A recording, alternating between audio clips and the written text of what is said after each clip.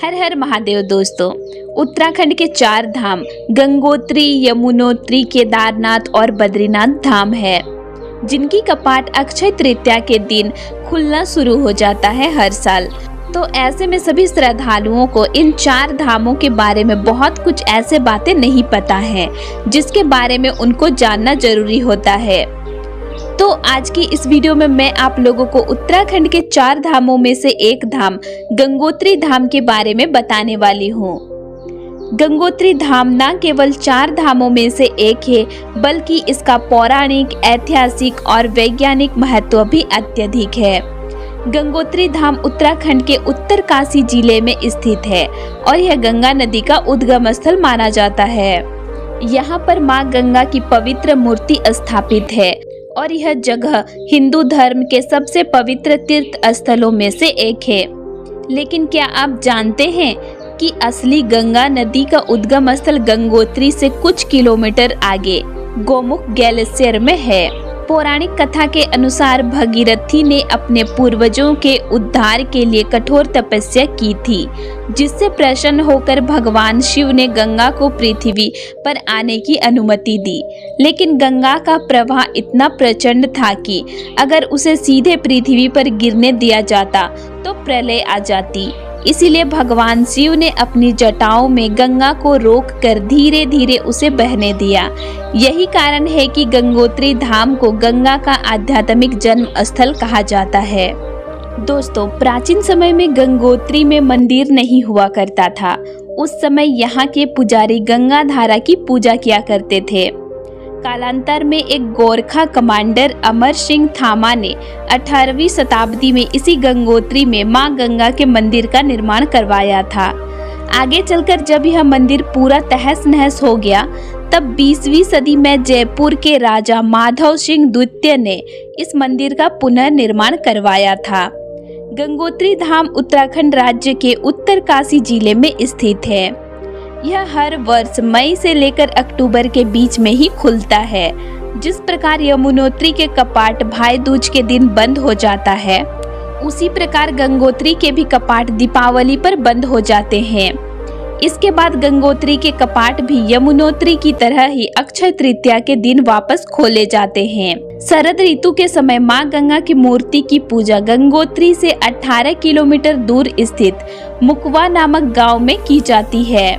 जिस भी श्रद्धालु को सर्दी के मौसम में मां गंगा के दर्शन करने हो, तो वे मुकवा गांव में जाकर कर सकते हैं।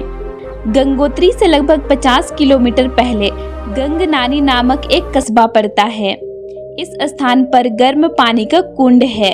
इस कुंड के बारे में यह बात बड़ी ही आश्चर्यजनक है कि इस गर्म पानी का स्रोत क्या है, ये आज तक कोई नहीं जान पाया है। दोस्तों, माना जाता है कि यह भी गंगा का ही एक चमत्कार है और यह उनका ही एक स्वरूप है। गंगोत्री के मंदिर से पहले भगवान शिव का एक प्राचीन मंदिर भी है। इस मंदिर को बाल कंडार मंदिर कहा जाता है। यह पूरे गंगोत्री धाम का सबसे पहला पूजा स्थल है। गंगोत्री के आसपास के इलाके में अल्पाइन के शंकु आकार वृक्षों के वन और हरे भरे घास से भरे मैदान देखने को भी मिलते हैं। इन वन क्षेत्रों को सरकार द्वारा गंगोत्री राष्ट्रीय उद्यान घोषित किया जा चुका है। इसका विस्तार भारत चीन सीमा तक फैला हुआ है। गंगोत्री धाम के दर्शन करने आए श्रद्धालु इसके पास वाले ज्ञानेश्वर मंदिर और एकादश रुद्र मंदिर के भी दर्शन कर सकते हैं।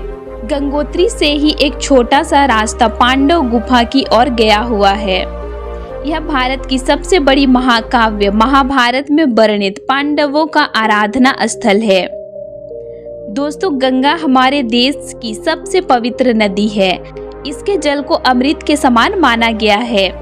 भारत में लगभग हर धर्म के लोग गंगा को बड़े ही आदर भाव से देखते हैं एवं उसकी पूजा भी करते हैं।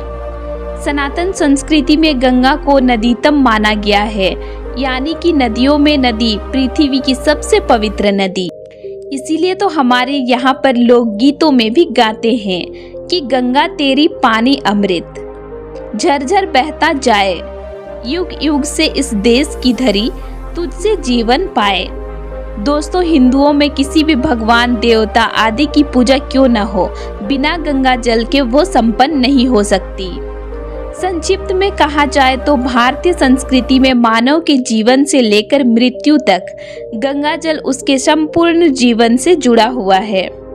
यहाँ तक कि मृत्यु के बाद भी उसकी अस्थियों को गंगा में ही बहाया जाता है ताकि मृत व्यक्ति को मोक्ष की प्राप्ति हो सके। माँ गंगा की उत्पत्ति और उसके जल से स्नान से मोक्ष पाने के पीछे एक पौराणिक कथा है।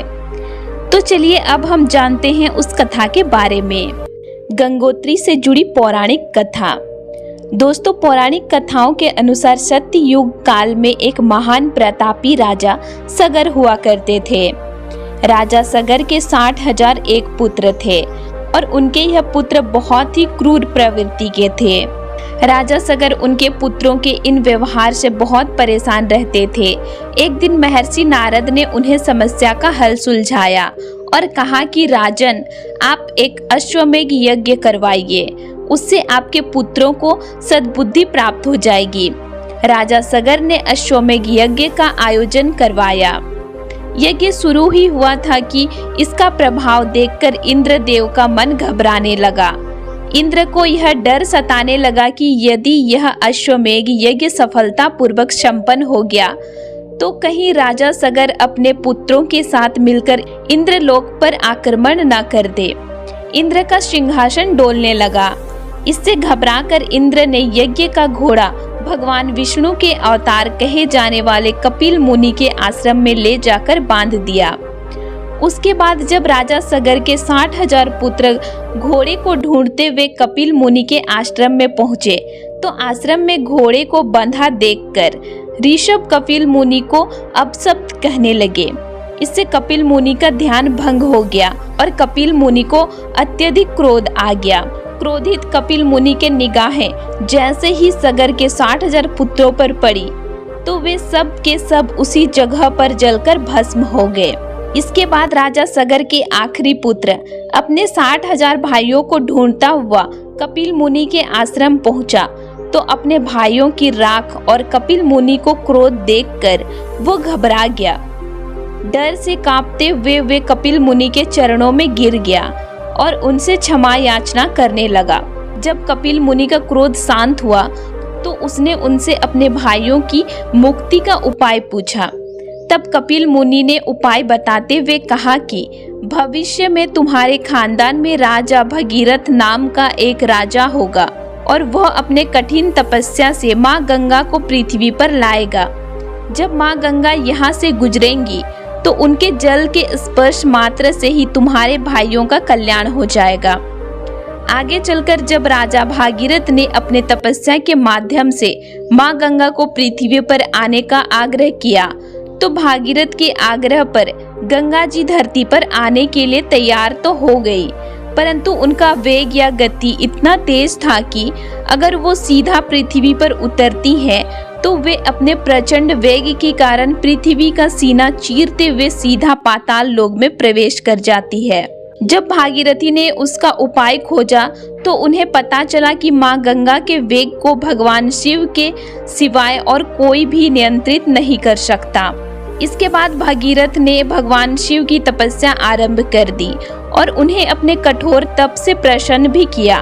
भगवान शिव ने धरती पर संपूर्ण गंगा को अपनी जटाओं में उतार लिया और अपनी जटाओं की एक लट खोलकर उससे गंगा जी को पृथ्वी पर उतार दिया, जिससे पृथ्वीवासियों को मां गंगा के प्रचंड रूप के जगह सौम्य रूप प्राप्त हो सका।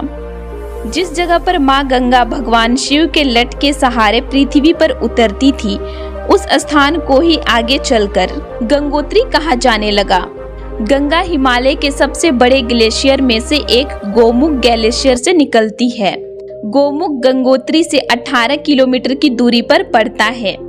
ये ग्लेशियर 30 किलोमीटर लंबा और 4 किलोमीटर चौड़ा है। गोमुख तक का रास्ता बहुत ही कठिन है, इसीलिए बहुत ही कम मात्रा में श्रद्धालु यहाँ तक पहुँचते हैं। भारत में गंगा नदी इस गोमुख से निकलकर अलग अलग राज्यों से बहती हुई बंगाल की खाड़ी में जाकर समुद्र में मिल जाती है। गोमुख से लेकर देवप्रयाग तक इस नदी को भागीरथी के नाम से भी जाना जाता है। देवप्रयाग में जब इस भागीरथी के साथ अन्य 6 देव नदियां आकर मिलती हैं और आगे जब ये सप्तधारा बहती है तो इसे गंगा कहा जाता है। इन अन्य 6 नदियों के नाम हैं जाह्नवी, भीलगंगा, मंदाकिनी, ऋषि गंगा, अलकनंदा और सरस्वती। दोस्तों, गंगा नदी धार्मिक रूप से पवित्र तो है ही, साथ ही वैज्ञानिक दृष्टिकोण से भी यह बहुत ही अद्भुत है। गंगा की पानी में बैक्टीरियोफोज नामक एक कीटाणु पाया जाता है जो शरीर के लिए हानिकारक छोटे छोटे बैक्टीरिया और कीटाणु को पनपने नहीं देता। इसीलिए गंगा का पानी कभी भी किसी पात्र में भरकर रखने पर खराब नहीं होता। इसके अलावा पानी में एंटी एजेंट प्रॉपर्टी भी पाई जाती है जो हमारे शरीर को डीऑक्सीकेट करने में भी काफी मदद करती है। तो दोस्तों, आज के लिए इतना ही, और आप लोगों को आज का मेरा ये इन्फॉर्मेशन कैसे लगा मुझे कमेंट करके ज़रूर बताइएगा। और वीडियो अच्छी लगी तो वीडियो को लाइक कीजिएगा और चैनल को सब्सक्राइब भी कर लीजिएगा। साथ ही ज़्यादा से ज़्यादा लोगों तक ये वीडियो को शेयर कीजिएगा ताकि उनको भी इसकी जानकारी मिल सके। फिर मिलते हैं एक नई वीडियो के साथ।